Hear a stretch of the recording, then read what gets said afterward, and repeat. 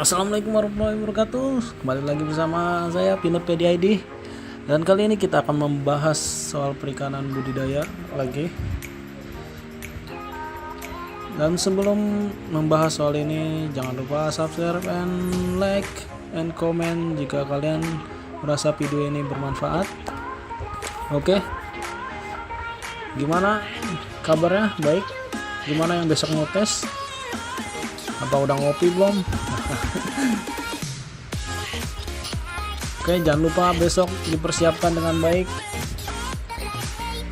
dan jangan lupa alat-alat atau kartu ujian jangan sampai ketinggalan, dan kalian komen di bawah ingin mendapatkan nilai berapa. Oke,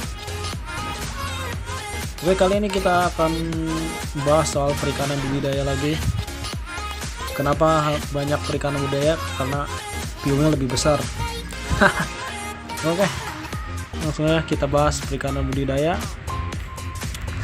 Saya ingatkan untuk jangan lupa like, subscribe, dan komen jika kalian merasa video ini bermanfaat. Oke, langsung kita bahas.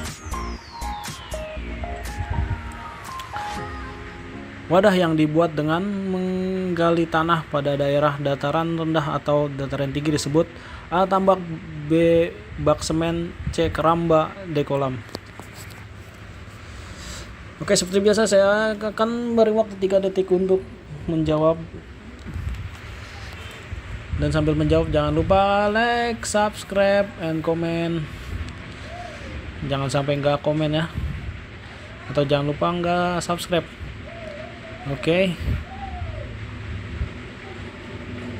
langsung kita bahas.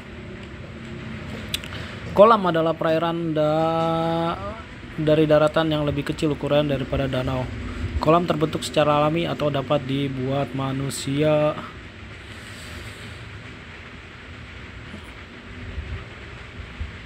Oke, jadi jawabannya adalah kolam ya teman-teman.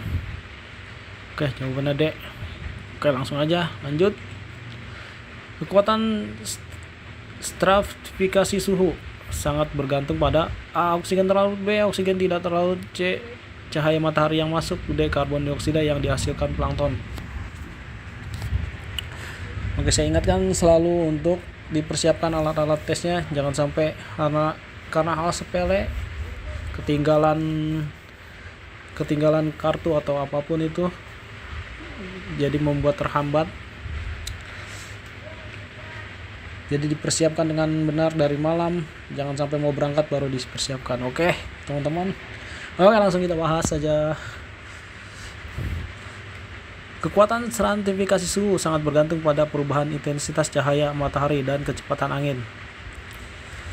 Jadi jawabannya adalah stratifikasi suhu sangat bergantung terhadap cahaya matahari lalu kecepatan angin ya teman-teman. Oke, jadi jawabannya yang C, cahaya matahari yang masuk. Oke, lanjut ke soal berikutnya.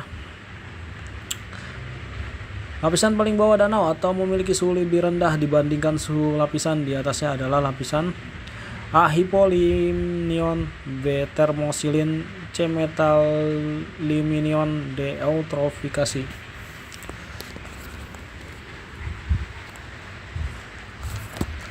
Oke, langsung aja kita bahas. Hipolimnion adalah lapisan paling bawah danau atau memiliki suhu lebih rendah dibandingkan dengan suhu lapisan di atasnya. Lapisan ini memiliki suhu relatif sama dengan cenderung stabil dengan penurunan suhu di bawah kurang dari 1 derajat Celcius tiap penambahan kedalaman. Oke, jadi jawabannya adalah Hipolimnion. Jadi A ya jawabannya. Oke teman-teman. Oke, lanjut soal berikutnya. Teknik pembesaran ikan yang cuma mengutamakan pakan alami yang terdapat di kolam budidaya. Teknik pembesaran ikan dinamakan apa ini? A. Ekstensif, B. Semi intensif, C. Intensif, D. Ekspansif.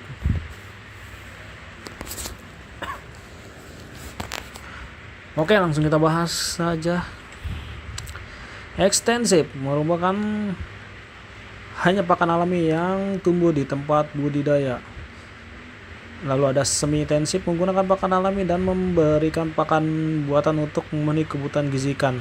Lalu ada intensif, yaitu hanya menggunakan pakan buatan. Ya, harus diingat ya teman-teman, kalau intensif atau tradisional hanya menggunakan pakan alami saja.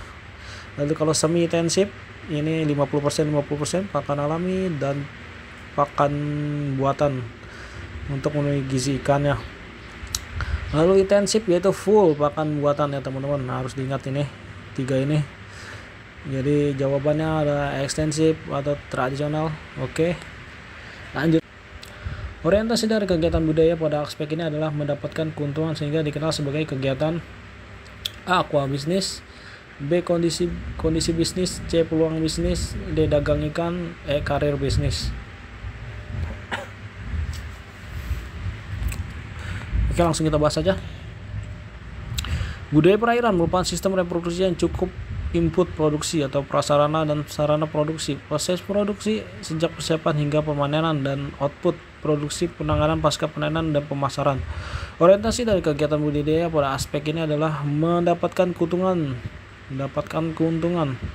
sehingga dikenal sebagai kegiatan bisnis aquaculture atau aquaculture bisnis. Oke, jadi jawabannya A ya teman-teman. Oke, A. Banyakan. Oke, lanjut. Cara pembudidayaan ikan yang baik terdapat pada Permen nomor A nomor 35 Permen KP 2016, B nomor 36 Permen KP 2016, C nomor 37 Permen KP 2016, D nomor 35 Permen KP 2017, E nomor 35 Permen KP 2019. Oke, langsung kita bahas. Peraturan Menteri Kelautan Perikanan Republik Indonesia nomor 35 Permen KP 2016 tentang cara pembudidayaan ikan yang baik. Oke, jadi jawabannya adalah nomor 35 Permen KP 2016. Jawabannya yang A. Oke. Aquaculture merupakan proses pengaturan dan perbaikan organisme akuatik untuk kepentingan konsumsi manusia. Pernyataan tersebut dikemukakan oleh A. Webster, B. Burdach, John E. C. Wetton, F. D. Boyd, E. Watanabe. Oke, langsung aja karena durasi sudah semakin banyak, kalian juga pasti akan jenuh. Oke, langsung kita bahas aja, nggak pakai lama. Aquaculture merupakan proses pengaturan dan perbaikan organisme akuatik untuk kepentingan konsumsi manusia, dan menurut Webster D. Contonori tahun 1990.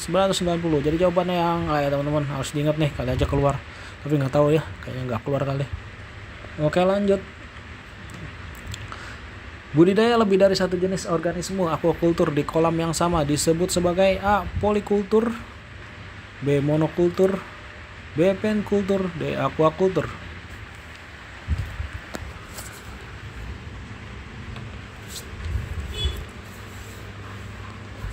Oke, langsung kita bahas saja.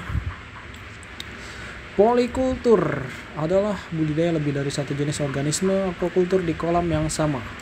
Diharapkan produksi ikan ini bisa dimaksimalkan. Harus diingat, polikultur lebih dari satu jenis organisme ya, lebih dari satu jenis organisme. Kalau cuma satu organisme, kalau ada cuma satu organisme, masuknya ke monokultur ya teman-teman, harus diingat ya. Jadi polikultur namanya juga poli ya, poli bisa banyak kalau poli. Oke, jadi jawabannya yang gampang kan? Gampang lah, masa nggak bisa, besok mau ujian masih udah belajar banyak. Oke, lanjut. Biaya tertinggi budidaya ikan adalah A. Bibit ikan, B. Air, C. Pakan, D. SDM, E. Kopi. Apa ini kopi? Tolong dong editor ini. Aduh, siapa yang buat soal ini? Kenapa ada kopi ini? Kopi mau wajib lah. Oke,